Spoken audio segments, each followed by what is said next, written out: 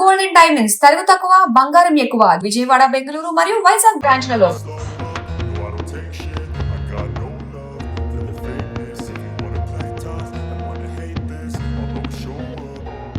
Hi hello welcome to Suman TV. నేను మీ రోషన్. ప్రస్తుతం నేను ఉజ్జయిని మహంకాళి అమ్మవారి టెంపుల్లో ఉన్నానన్నమాట, సికింద్రాబాద్. మీకు ఒక్కసారి ఈ టెంపుల్ యొక్క చరిత్ర చూస్తే మీకు అక్కడ కనపడుతుంది చూడండి. సురిటి అప్పయ్య ముదిరాజు గారు 19వ శతాబ్దం ఆయన వ్యవస్థాపక ధర్మకర్త అనమాట ఉజ్జయిని మహంకాళి దేవాలయంది. తర్వాత తరాలు మీరు చూస్తే వాళ్ళ కొడుకులు మనవళ్ళు ఆరో తరం. సో మా నాన్నగారు కృష్ణ ముదిరాజు గారు 6వ తరం, ఆయన తర్వాత 7వ తరం.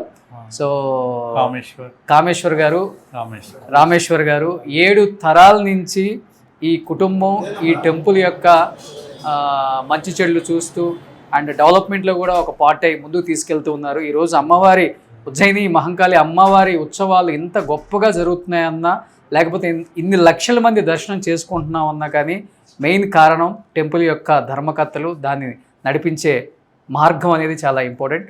అది వాళ్ళు చేస్తూ ఉన్నారు. First of all thank you అండి. నమస్తే అండి. సో మొట్టమొదటిగా నాకు ఇక్కడికి వచ్చినప్పుడు కనపడింది, సో ఉజ్జయిని మహంకాళి అమ్మవారు ఫస్ట్ అసలు ఎలా ఉండేవాళ్ళో చెక్క విగ్రహం. ఓకే, ఏం చెప్తారు? ఇది మీ తాతలు కానీ మీ నాన్నగారు కానీ ఈ ఫస్ట్ తెచ్చినప్పుడు ఎలా ఉండేది, అసలుకి ఎలా తీసుకొచ్చారు అంటే? శ్రీ ఉజ్జయిని మహంకాళి దేవస్థానం ఫౌండర్ ఫ్యామిలీ మెంబర్, చైర్మన్ నేను, 7th జనరేషన్. మా తాతగారు సుట్టి అప్పయ్య గారు. అప్పుడు మనం అండర్ బ్రిటిష్ గవర్నమెంట్ ఉండే.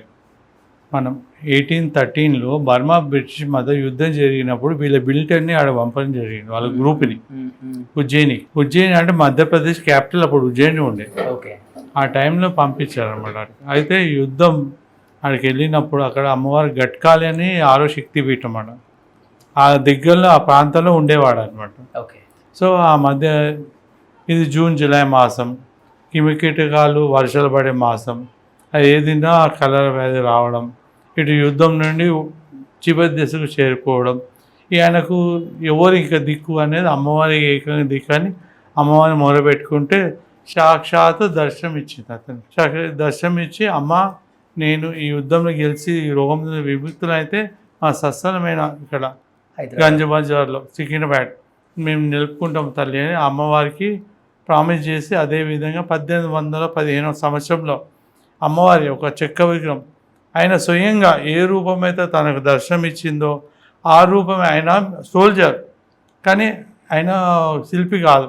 కళ్ళు మూసుకొని ఈ చెక్క విగ్రహం చెక్కడం జరిగింది. ఆయన చెక్కారు కళ్ళు మూసుకొని. అంటే ఏ రూపం అయితే ఇచ్చిందో అదే రూపం అమ్మవారి అనుగ్రహంతో అయింది. ఓకే. దాని తర్వాత 1864లో చక్కెర విగ్రహం అభిషేకాలు అవి చేయడం చేత కొంత ఖండ అనేది పూజకు పనికిరాదు విగ్రహం. దాని తర్వాత 1864లో శాస్త్రీయంగా రౌతి విగ్రహం పెట్టడం జరిగింది. దాని తర్వాత ఆఫ్టర్ ఇండిపెండెన్స్ ఆ రౌతి విగ్రహం ఇప్పుడు మనకు కనబడదు, దాని మీద కవచాలు పెట్టడం జరిగింది. ఇప్పటికీ 6 సార్లు కవచాలు. మేము అదే అనుకుంటున్నాం అనమాట. మా కోరిక అమ్మవారు స్వయంభూ అయినా ప్రతిష్ఠ అయినా భక్తులు సమక్షంలో అభిషేకాలు కైకాణాలు ఏవి జరిగినా జరగాలి. కానీ ఇక్కడ ఎందుకు అట్లా ఉంది అని అడిగితే సపతీలు పీఠాధిపతులు వీళ్ళందరూ చెప్పారు, లేదు మన కాశీలో కూడా విశాలక్షి అమ్మవారి స్వయంభూ ఎన్నుకోకుంటుంది, ప్రతిష్ట ముంగట ఉంటుంది. అటువంటి ఎన్నో దేవాలయాలు ఉన్నాయి, మీరు చేయండి మంచి జరుగుతారని చెప్పాడు. అది కూడా ఇప్పుడు కుంభాభిషేకం జాతర అనంతరం 2 నెలల తర్వాత ఉంటుంది. ఆ కార్యక్రమంలో ఇది కూడా చేపట్టాలని కూడా మా కోరిక. సో అమ్మవారు అలా హైదరాబాద్ వచ్చి ఉజ్జయిని మహంకాళి చెక్క విగ్రహం ఆయనకి కళ్ళలో వచ్చిన అమ్మవారు ఇలా చెక్కి ఆయన ఇక్కడ తీసుకొచ్చి ప్రతిష్ఠించిన తర్వాత చెక్కది కాస్త మళ్ళీ రాతిగా వాళ్ళు మళ్ళీ తీర్చిదిద్ది ఈ కుటుంబం దాదాపు 7 తరాలుగా అమ్మవారి 213 సంవత్సరాలు ఇప్పుడు హైదరాబాద్కి వచ్చి ఉజ్జయిని మహంకాళి కలరా వ్యాధి వచ్చినప్పుడు మిలిటరీ వాళ్ళు మొక్కుకొని తెచ్చింది, ఆర్మీ సోల్జర్. బట్ డెఫినెట్గా కొన్ని ఉంటాయి కదా అమ్మవారు ఎప్పుడైనా కళ్ళలో కనిపించడం కానీ లేకపోతే ఇంకా నాకు ఆయన తెచ్చినవి కూడా ఉన్నాయి, అది చూపిస్తాను. ఆ టైంలో అప్పయ్య గారు ఏం తీసుకొచ్చారు అమ్మవారికి సంబంధించినవి, రోగం కలర వ్యాధి నుండి మనం బయటపడడానికై తాళపత గంధాలు, జాతర ఎలా చేయాలి, ఏ విధంగా చేయాలి అమ్మవారిది అది స్పష్టంగా ఇప్పుడు చూపిస్తాను ప్లీజ్. ఇది దీంట్లో తాళపతి గంధం ఆయన తెచ్చింది అప్పయ్య గారు. ఒక కుంకుమ రూపంలో అమ్మవారిని తీసుకురావడం జరిగింది. ఇది ఇప్పుడు కూడా డీకోడ్ చేయించాలి. ఇంకోటి చూస్తే జాతర ఏ విధంగా చేయాలి, ఎట్లా చేయాలి, ముట్టుకోవచ్చండి ఇది రెండు దిక్కుల ఆయన ఎంబడి తీసుకొచ్చింది. ఎప్పుడన్నా చదవటానికి ప్రయత్నించారా, చదివారా? ఇది ఒక్కటైంది డీకోడ్, మిగతా ఏం అవ్వలేదు. ఇవి కాలే, డబ్బుతో కూడుకుంది. ఒక్కొక్క కమ్మకు 5,000 అడుగుతున్నాడు. అది మన దేవాదాయ శాఖ చెప్పిన చేయిస్తే సామాన్య భక్తులు కూడా దీంట్లో ఉన్న మెడిసిన్ అర్థమవుతుంది, మంచిగా ఉంటుందని కూడా చెప్పాను. సో తాళపాల గ్రంథాల మీద కూడా రాశారనమాట. అమ్మవారిని ఇక్కడికి తీసుకొచ్చినప్పుడు అంటే ఎందుకు తీసుకురావాల్సి వచ్చింది, తీసుకొచ్చిన తర్వాత పరిస్థితులు, తర్వాత వచ్చిన మార్పులు, అమ్మవారి మహిమ అసలుకి అమ్మవారి కళ్ళలోకి ఎలా వచ్చింది, అండ్ ఆ విగ్రహం ఆయన ఎలా చెక్కారు, అట్ ది సేమ్ టైం అప్పుల్లో జరిగిన పరిస్థితులు, అవన్నీ కూడా మీకు తాళపాల గ్రంథాల మీద ఇప్పుడు ఇవి కవచాలు 6 సార్లు మార్చారు. సో ఇవి డీకోడ్ చేశారు. ఇది ఒక్కటైంది, ఇది ఒక్కటి డీకోడ్ చేయడం జరిగింది, మిగతా చేయాలి. ఇవి చదవటానికి ప్రయత్నించిన వాళ్ళు ఉన్నారండి, ప్రయత్నించిన తర్వాత ఉన్నారు. ఇది ఒక్కటి ప్రయత్నించారు వాళ్ళకి. అంటే మాక్సిమం తాళపాల గ్రంథాలు అందరూ చదవకూడదు కదా. ఇది జాతర ఏ విధంగా చేయాలి, బోనం ఏ రకంగా సమర్పించాలి, ఇది ఫస్ట్ అమ్మవారు ఉజ్జయిని మహంకాళి అమ్మవారు ఫస్ట్. ఇది కవచాలు పెట్టడం ఫస్ట్, ఇది కదండి. ఇది ఫస్ట్, ఇది సెకండ్, ఇది థర్డ్, ఇది ఫోర్త్, ఇది ఫిఫ్త్, ఇది సిక్స్త్, ఇట్లా ఎన్నిసార్లు మార్చారు. నేను అదే ఫైట్ చేస్తాను, నా అమ్మవారు ఎట్లా ఉంది, మీరు ఎందుకు ఇట్లా. ఇది తాళపది గ్రంథం. కూర్చోండి, మీరు కూర్చోండి.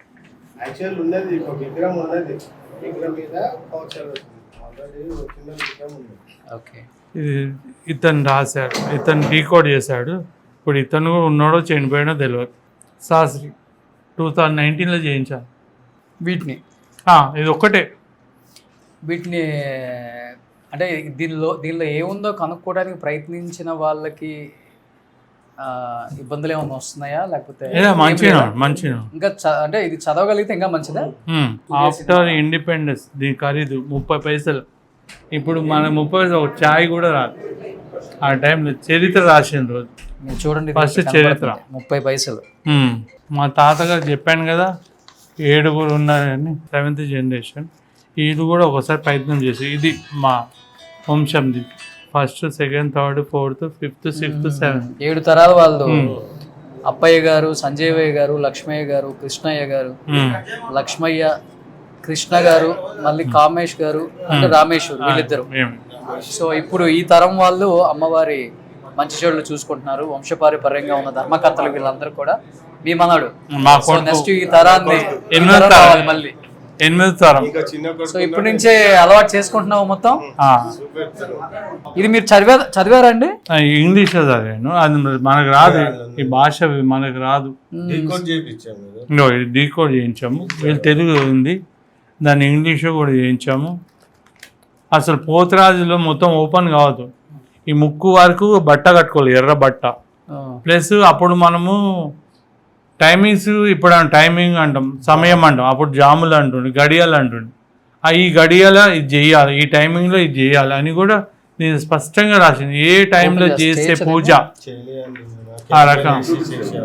ఇది ఓపెన్ కూడా అవ్వదు, అది అవుతుంది కానీ అది చాలా డెలికేట్ ఉంటుందండి.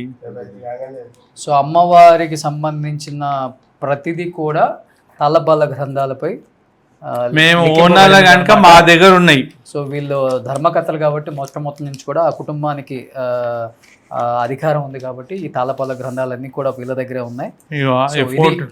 215 సంవత్సరాల చరిత్ర, అమ్మవారి చరిత్ర మొట్టమొదటిసారిగా మీడియా ముఖంగా సుమన్ టీవీలో చూపిస్తున్నాం. చెక్క విగ్రహానికి మొదటి అయ్యగారు. ఓకే, డీకోడ్ చేయడం కష్టం కాబట్టి ఇది ఒక్కటి డీకోడ్ చేశారు. అది కూడా తెలుగులోకి అనువదించబడింది. ఇది ఫస్ట్ అయ్యగారు, ఫస్ట్ మహంకాళి అమ్మవారికి మొట్టమొదటి అర్చకులు, ఈయన ప్రధాన అర్చకులు. ఆయన కనిపిస్తున్నారు మీకు. అమ్మవారి విగ్రహం అప్పుడు ఎలా ఉంది, ప్రధాన అర్చకులు ఎలా ఉన్నారో కూడా మీరు చూడొచ్చు. అప్పుడు దీని మీద అగ్రిమెంట్ రాశాను, ఈ గుడి దేవాలయం ఇదొకటి వేరే. చాలా సంతోషం. ఇక్కడికి వచ్చినందుకు కనీసం ఒక మంచి చరిత్ర తెలుసుకోగలిగాం మేము. ఇది ఇప్పుడు చూడండి ఎంత బాగా వీళ్ళంతా డిజైన్ చేశారు. లోపలంతా 800 సంవత్సరాల నుంచి దీన్ని జాగ్రత్తగా పెట్టారండి. అసలుకి ఇదేంటంటారండి, తాటాక? అవునండి, తాటాకు. ఇప్పుడు ఈ తాటాకు కూడా పేపర్ వచ్చి కూడా 200 సంవత్సరాలు ఎబో అయిపోయింది. అంటే దీన్ని బట్టి మన టెంపుల్ చరిత్ర కూడా చెప్పవచ్చు. అమ్మవారి చరిత్ర తాళపాల గ్రంథాలపై లిఖింపబడినది అంటే ఎంత పాత టెంపుల్ అని కూడా చెప్పవచ్చు దీన్ని బట్టి. తాళపత్ర గ్రంథాలు. ఇంకోటి ఇది కూడా రెడ్ క్లాత్ నే పెట్టాలి, కెమికల్ అంటే పురుగులు పట్టవు, అది కూడా సైంటిఫిక్ ఉందన్నమాట. అది మా కోరిక ఏంటంటే దీంట్లో ఉన్న రహస్యం మందులు ప్రతి భక్తునికి అందాల. దీంట్లో వేక్సే చాలా క్యాన్సర్ వ్యాధికి అన్నిటికీ ఉన్నాయి. గవర్నమెంట్ సపోర్ట్ తో ముందుకెళ్ళొచ్చు కదా, ఎందుకంటే దానికి క్యాన్సర్ కి సంబంధించిన మందులు అంటే అన్ని రకాల వ్యాధులకి ఇప్పుడు వస్తున్న వ్యాధులకి మందులు కనుక్కోలేదు అంటున్నారు కాబట్టి అటువంటి దీంట్లో వ్యాధులకి మందులు కనుక్కునే చరిత్ర మొత్తం ఈ తాళపాల గ్రంథం ఉన్నది కాబట్టి గవర్నమెంట్ కూడా సపోర్ట్ చేస్తే చాలా బాగుంటది. అందరికి బీద వాళ్ళు ప్రతి ఒక్కరికి అందాల.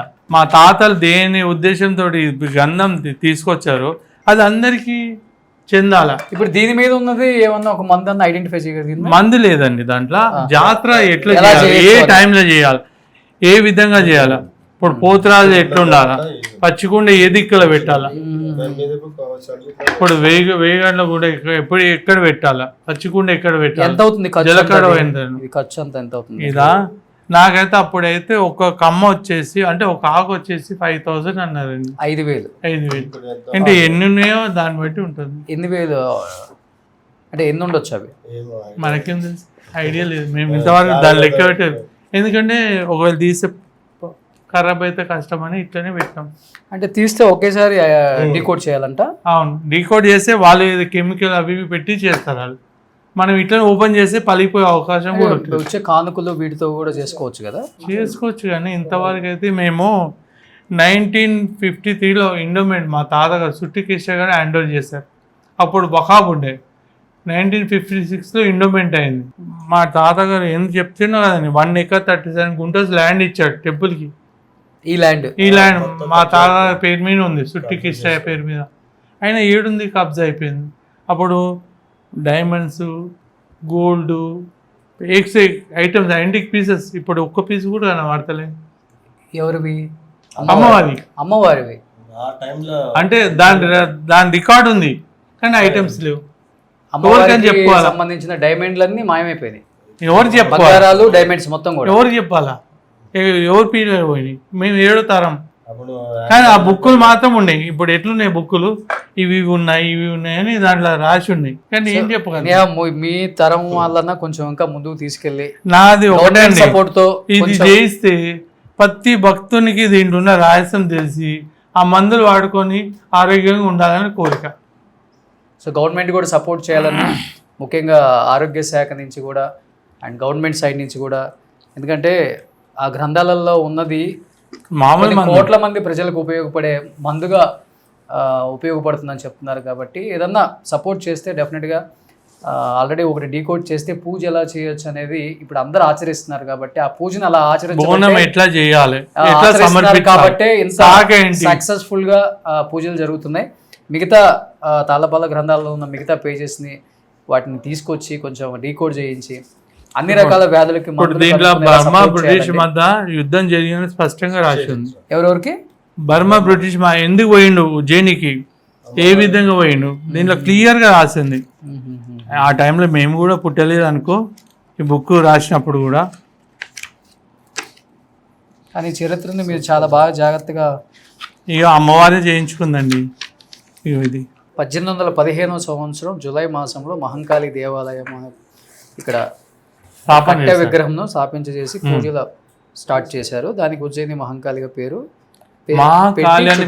కట్టి ఒక చిన్న గుడిగా తయారు చేశారు. మహాకాళి ఎట్లా అంటే మహాకాళేశ్వరు గట్కాళి, మహా అనేది కాళేశ్వరం తీసుకొని గట్కాని కాళీ తీసుకొని మహాకాళి, అది దాని పేరు. సో చరిత్ర అంతా కూడా ఈ బుక్లో రాశారండి. సో ఇది హ్యావ్ చాలా మంచి చరిత్రనే అంటే ఇది మామూలు కాదు, అమ్మవారు ఎంత మహిమగల మీరు అన్నట్లుగా అవి ఏదైనా గవర్నమెంట్ సపోర్ట్ చేసి దానికి సంబంధించిన మెడిసిన్ కనుక్కొని అందరికి ఉపయోగపడేలా నిజంగా అలాంటి చరిత్ర ఉన్న తాళపాల గ్రంథాలని వాళ్ళకి సపోర్ట్ చేసి ఉంటే మొన్న కరోనా అంటే కోవిడ్ లాంటి సమయంలో కూడా వ్యాక్సిన్ ఏమొస్తుందో అది రాకుండా ఎలాంటి మెడిసిన్ తీసుకోవచ్చో కూడా ఉపయోగపడేది. ఇంకా ముందు ముందు కాలంలో ఇలాంటివి రాకుండా కాపాడాలని గవర్నమెంట్ సపోర్ట్ చేయాలని మనస్ఫూర్తిగా కోరుకుంటున్నాను. Thank you so much sir. Suman టీవీలో మీ పర్సనల్ అండ్ బిజినెస్ ప్రమోషన్స్ కోసం కింది నెంబర్కి కాంటాక్ట్ చేయండి.